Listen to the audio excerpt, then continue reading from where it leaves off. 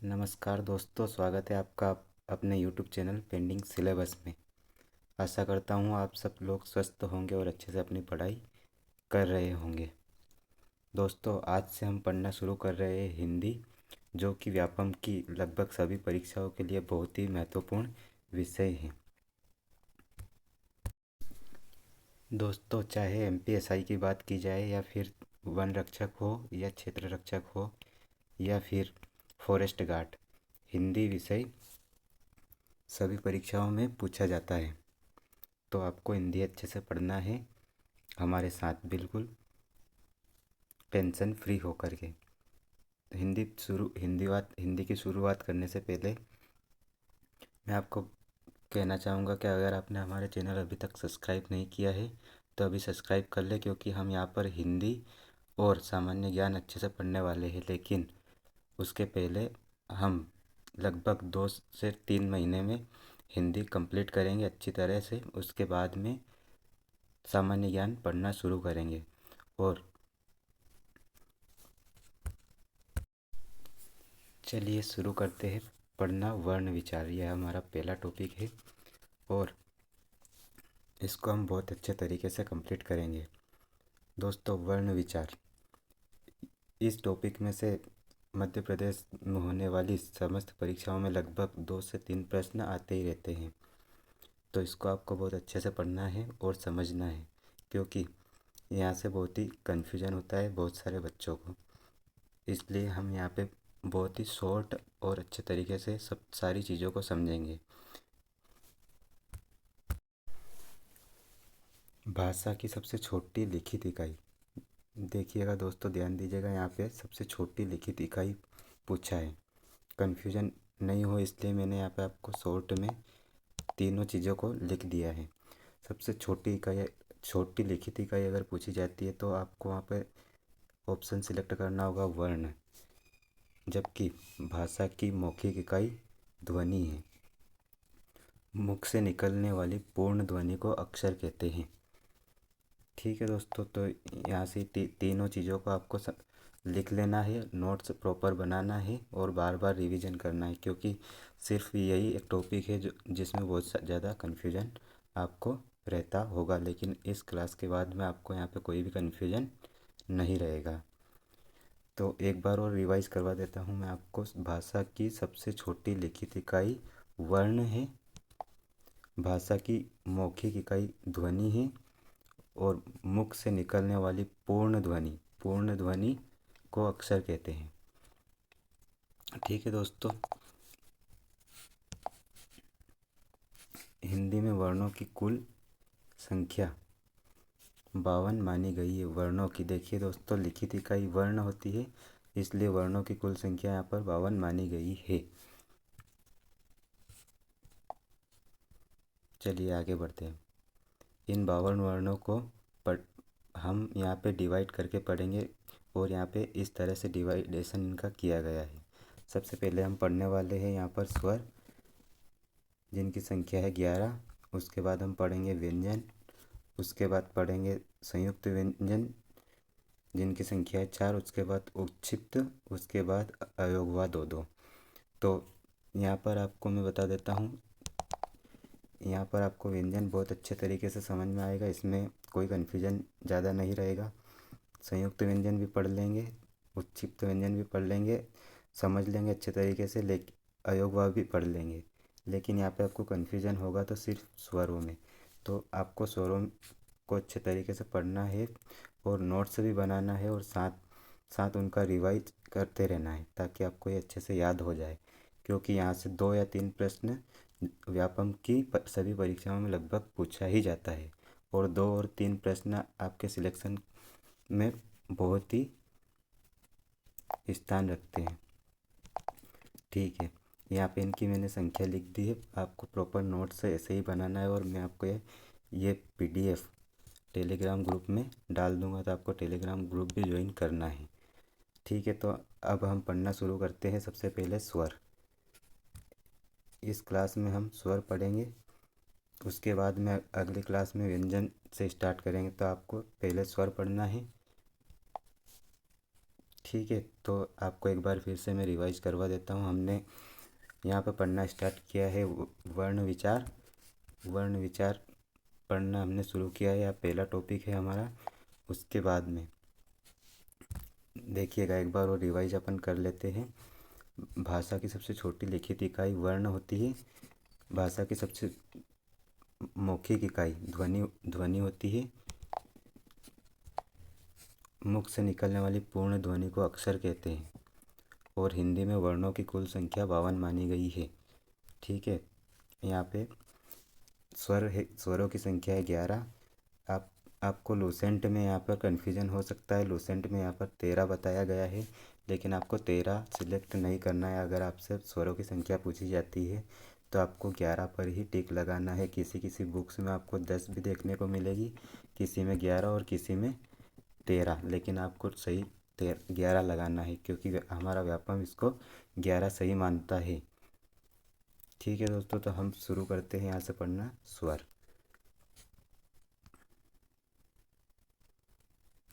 देखिएगा यहाँ से स्वर की मैंने परिभाषा लिखी हुई है। स्वर स्वतंत्र और पूर्ण होते हैं। स्वर स्वतंत्र और पूर्ण होते हैं, मतलब इसका मतलब ये है कि स्वर को किसी अक्षर की अन्य किसी वर्ण की आवश्यकता नहीं होती है। यह बिना निर्बाध बोले जा सकते हैं। जबकि यहाँ पर व्यंजन व्यंजन स्वतंत्र नहीं होते हैं और उनको बोलने के लिए आपको स्वरों की आवश्यकता होती है। तो आपको इन दोनों परिभाषाओं में कंफ्यूज नहीं होता है, लेकिन अभी तो हम फिलहाल में स्वर पढ़ रहे हैं, तो आपको स्वर की परिभाषा और व्यंजन की परिभाषा दोनों में डिफरेंस इसलिए मैंने समझा दिया है। स्वर की परिभाषा यहाँ पर है स्वर स्वतंत्र और पूर्ण होते हैं। अब यहाँ पर स्वरों के प्रकार देखिएगा। स्वरों के प्रकार मूल स्वर और दूसरा है संधि स्वर। मूल स्वर यहाँ पर छोटा आ, छोटी ई, छोटा ऊ और री।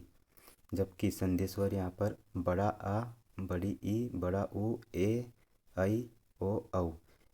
इन स्वरों को संधि स्वर इसलिए कहा जाता है क्योंकि ये इन स्वरों के योग से बने हैं। जैसे बड़ा आ बना है दो छोटे आ से मिलकर।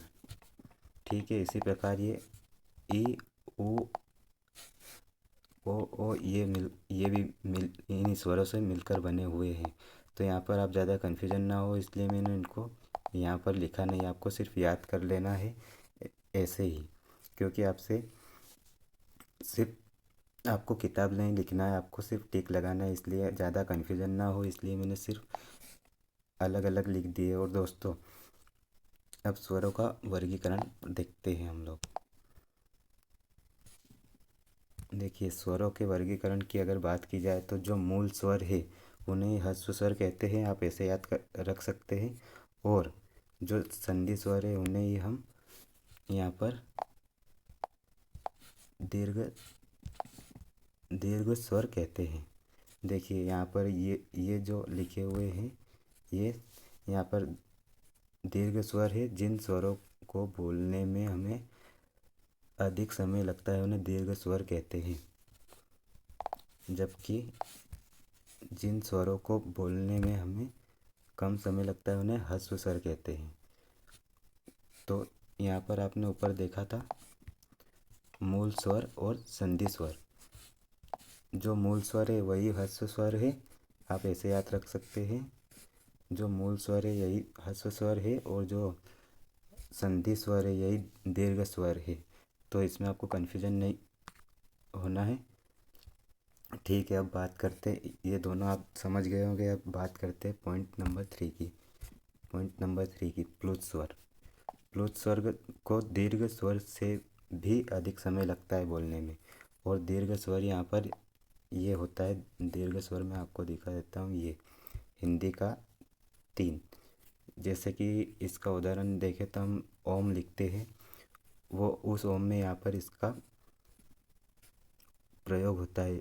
आप ऐसे ओम लिखते होंगे तो वहाँ पे ओम ऐसे बोलते हैं। तो इसको यहाँ पे दीर्घ स्वर से भी बोलने में अधिक समय लगता है, इसलिए इसे प्लुत या त्रैमासिक स्वर भी कहते हैं। ठीक है दोस्तों, यहाँ पर हमने 3 परिभाषाएं पढ़ ली है। एक बार और अपन शुरू से रिवाइज करते हैं इनका स्वरों का। स्वर की परिभाषा अगर आपसे पूछी जाए तो स्वर स्वतंत्र और पूर्ण होते हैं। स्वर स्वतंत्र और पूर्ण होते हैं। अब यहाँ पर स्वरों के प्रकार लिखे हैं। ये मूल स्वर है और इन मूल स्वरों को छोड़कर जितने बच्चे हैं ये संधि स्वर है। इनकी संख्या कितनी बताई थी मैंने यहाँ पर ऊपर आपको? 11। देख, स्वरों की संख्या यहाँ पर 11 देखिएगा। यहाँ पर भी 11 है। ये 4 ऊपर है और 7 नीचे है। और जो मूल स्वर है और जो संधि स्वर है, मूल स्वर ही यहाँ पर ह्रस्व स्वर कहते हैं क्योंकि इनको बोलने में कम समय लगता है, जबकि संधि स्वर को बोलने में अधिक समय लगता है। ये यहाँ पर हमने 2 परिभाषाएं क्लियर कर ली। उसके बाद में प्लुत स्वर, इनको त्रैमासिक स्वर भी कहते हैं। प्लुत स्वर को दीर्घ स्वर से भी बोलने में अधिक समय लगता है। और प्लुत स्वर का यहाँ पर ये वाला चिन्ह है। प्लुत स्वर को ऐसे लिखा जाता है। ये है प्लुत स्वर, जिसको आपने ओम में देखा होगा। चलिए अब आगे बढ़ते हैं अपन। व्रतमुखी स्वर। ओष्ठ, जिन स्वरों को बोलने में ओष्ठ की ओठों की आकृति गोल हो जाती है उन्हें व्रतमुखी कहते हैं। जिन स्वरों को बोलने में ओठों की आकृति गोल हो उन्हें व्रतमुखी कहते हैं। देखिए, इन्हें आप बोल कर देखिएगा। ऊ, ओ, औ। इनको अब जब बोल कर देखेंगे तो आपके होंठ गोल गोल हो जाते हैं। चलिए अब अव्रतमुखी। अब देखिए, अपने ऊपर देखा कि आकृति ओठों की गोल हो जाती है इसलिए व्रतमुखी। और जिन स्वरों को बोलने में आकृति मुख ओठों की आकृति गोल नहीं होती वो अव्रतमुखी। जैसे कि ये आ ई री ए आई। इन स्वरों को बोलने पर आपके होंठों की आकृति गोल नहीं होती है, इसलिए इन्हें अव्रतमुखी कहते हैं। ठीक है, समझ गए होंगे आप लोग अच्छे से। चलिए आगे बढ़ते हैं। यहाँ पर है अग्रस्वर। अग्रस्वर, ये है अग्रस्वर। ई ए आई। इन स्वरों को बोलने में आपके जीभ के सामने का भाग मतलब आगे का भाग इस्तेमाल होता है, इसलिए इन्हें अग्रस्वर कहते हैं। जबकि आ को बोलने में आपके जीभ का मध्य भाग इस्तेमाल होता है, इसलिए इसे मध्य स्वर कहते हैं। मध्य स्वर यहाँ पे सिर्फ आ है। जबकि पश्च स्वर में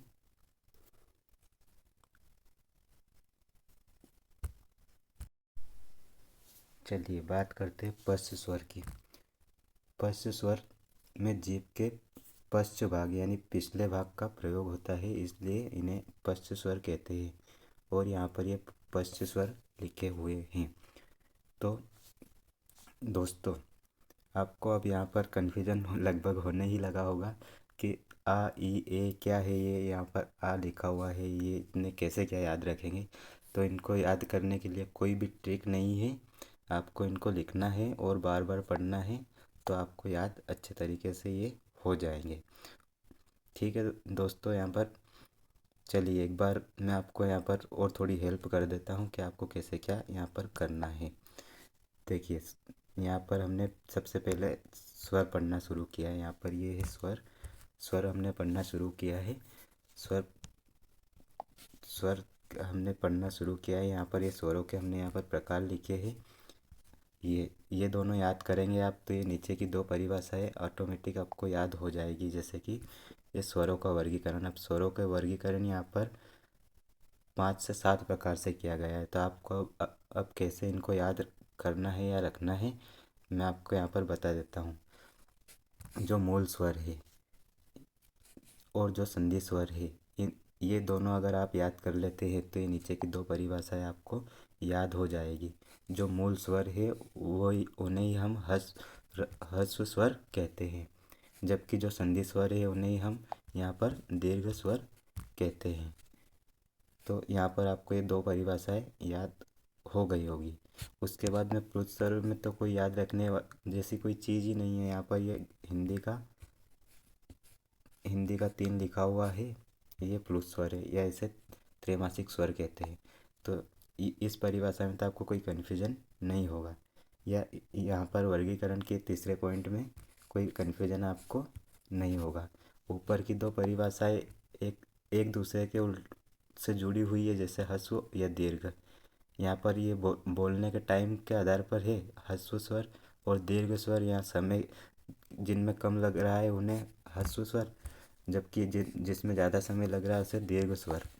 ये यहाँ पर दो परिभाषाएं बोलने के आधार पर है, और ये तीसरी भी यहाँ पर बोलने के ही आधार पर है, क्योंकि इसे बोलने में दीर्घ स्वर से भी अधिक समय लगता है। ठीक है, तो ये 3 परिभाषाएं आपको 2 से 3 बार अच्छे से पढ़ लेनी है, तो ये याद हो जाएगी। ऊपर की तीनों परिभाषाएं बोलने में लगने वाले समय के आधार पर है, जबकि चौथी और पांचवी यहाँ पर ये चार और ये 5 ये होंठों की आकृति के आधार पर है। देखिए यहाँ पर आप होंठ की आकृति जब गोल होती है, इन स्वरों को ही बोलने में गोल होती है, इसलिए इनको व्रतमुखी कहते हैं। और ये जो नीचे स्वर लिखे हुए हैं, इनको बोलने पर होंठ की आकृति गोल नहीं होती, इसलिए इन्हें अव्रतमुखी बोलते हैं। तो यहाँ पर आपको पांचों परिभाषाएं समझ में आई होगी। एक बार और मैं आपको यहाँ पर बता देता हूँ अच्छे से, ताकि आप कभी भूलें ना। देखिए पहली परिभाषा और दूसरी परिभाषा और यहाँ पर ये तीसरी परिभाषा, ये तीनों उनको बोलने में लगने वाले समय के आधार पर स्वरों का वर्गीकरण है। जिनको बोलने में कम समय लगता है उसे ह्रस्व स्वर, जिनको बोलने में अधिक समय लगता है उन्हें दीर्घ स्वर, जबकि जिनको दीर्घ स्वर से भी अधिक समय लगता है उसे प्लुत या त्रैमासिक स्वर। यहाँ पर ये बोलने के आधार पर तीनों परिभाषाएं हो गई। और परिभाषा 4 और 5 ये होंठ की आकृति के आधार पर है। इन स्वरों को जब आप बोलेंगे तो आपके होंठों की आकृति गोल हो जाएगी, इसलिए इन्हें व्रतमुखी कहते हैं। जबकि इन स्वरों को आप उच्चारण करोगे तो आपके होंठों की आकृति गोल नहीं होगी, इसलिए इन्हें अव्रतमुखी कहते हैं। तो ये पांचों परिभाषाएं यहाँ पर हो गई। अब यहाँ पर ये जो लिखे हुए 3 अग्र पश्चिम मध्य, ये तीनों लिखे हुए हैं। यहाँ पर ये जीभ में कहाँ से इनका उच्चारण हो रहा है, इस आधार पर स्वरों का यहाँ पर वर्गीकरण किया गया है। तो अग्र स्वर में जीभ के आगे के भाग का प्रयोग होता है, इसलिए इन्हें अग्र स्वर कहते हैं। ई ए ऐ, यहाँ पर ये चारों इनका जब आप उच्चारण करोगे तो आपके जीभ के सामने के भाग का यहाँ पर प्रयोग होगा, इसलिए अग्र स्वर। जबकि आ अब बोलोगे तो ये मध्य स्वर है, और ये यहाँ पर पांचों पश्च स्वर है। तो यहाँ पर आपको कोई कन्फ्यूजन नहीं होना है।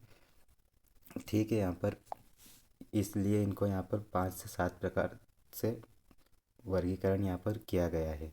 तो ठीक है दोस्तों, यहाँ पर और एक और चीज़ यहाँ पर मैंने ऐड कर रखी है, मैं आपको ये भी बता देता हूँ। यहाँ से भी प्रश्न पूछे जाते हैं कि दिया गया वर्ण का उच्चारण स्थान कौन सा है। तो आपको यहाँ पर इनको अच्छे से इनको नोट्स में लिख लेना है। देखिए दो के जोड़े हैं यहाँ पर, ये सिर्फ आपको याद यहाँ पे आगे के ये वाले करना है। छोटा, यहाँ पर छोटा आ, बड़ा आ, इन दोनों का उच्चारण स्थान कंठ है, जबकि छोटी ई और बड़ी ई इनका उच्चारण स्थान यहाँ पर तालु है। री का स्थान मुर्दा है। छोटा आ और बड़ा आ जब आप बोलते होंगे तो आप कंठ का इस्तेमाल करते हैं, इसलिए इनको कंठ भी कहते हैं, या कंठ है इनका उच्चारण स्थान। ई और ई का उच्चारण स्थान तालु है। री का उच्चारण स्थान मुर्दा है। री, जबकि एक मिनट, ऊ ओ ऊ बोलेंगे तो यहाँ पर आपका होंठ का प्रयोग होगा, इसलिए इनका उच्चारण स्थान होस्ट है। और ए आई ये इनका उच्चारण स्थान कंठ भी है, ताल प्लस तालव्य है। ए आई का कंठ और तालव्य। और ओ औ इनका उच्चारण स्थान कंठ और औष्ठव है। तो आपको इनको अच्छे से यहाँ पर लिखना है, क्योंकि आगे हम इसी प्रकार व्यंजनों का भी उच्चारण स्थान याद करने वाले हैं।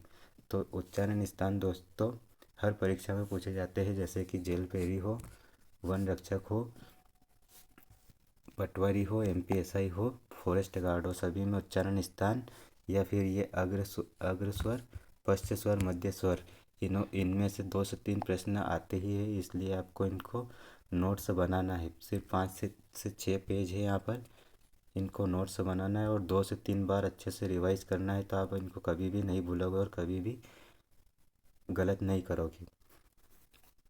तो ठीक है, आज हमने यहाँ पर स्वर कंप्लीट कर लिया है।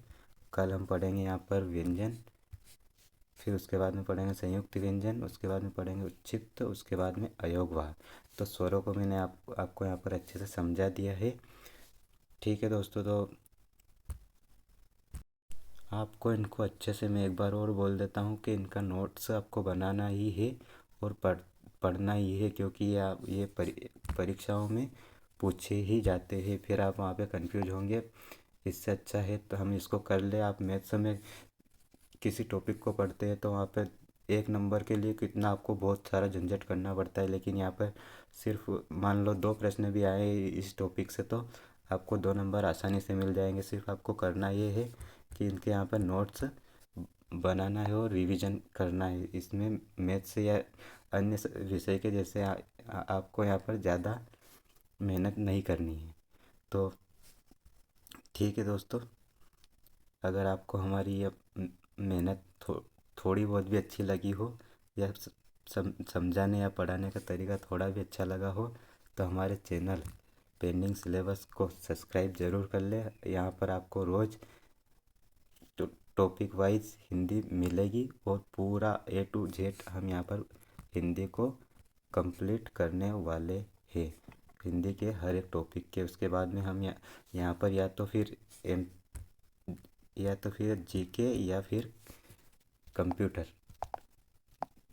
दोनों में से किसी एक विषय को पढ़ेंगे, लेकिन हिंदी को यहाँ से कंप्लीट होने में लगभग 3 महीने हमें यहाँ पे लगने वाले हैं। तो पहले हम हिंदी कर लेते हैं कंप्लीट अच्छे से। और अभी आपके वन रक्षक जेल पेरी की परीक्षाओं में समय भी है, तो वहाँ पर हम कंप्लीट करने की कोशिश ज़रूर करेंगे हिंदी को। तो अगर आपको थोड़ा भी अच्छा लगा हो तो हमारे चैनल को सब्सक्राइब ज़रूर करें और हमें कमेंट करके बताएं कि हमें और किस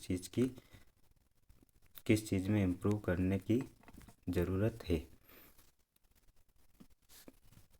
और दोस्तों के साथ शेयर करना ज़रूर।